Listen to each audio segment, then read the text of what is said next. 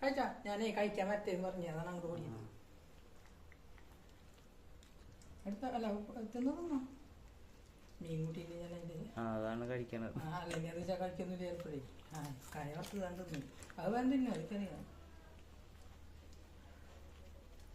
സാമ്പാറൊന്നും വെച്ചില്ല.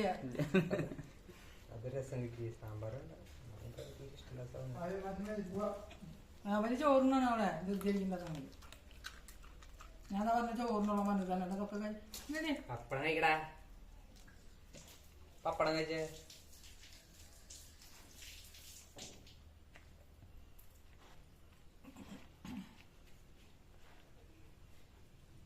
അത് ചോറിനെങ്കിലും ഫോട്ടോ വന്നിട്ട് വലിയ ദേഷ്യം വരും.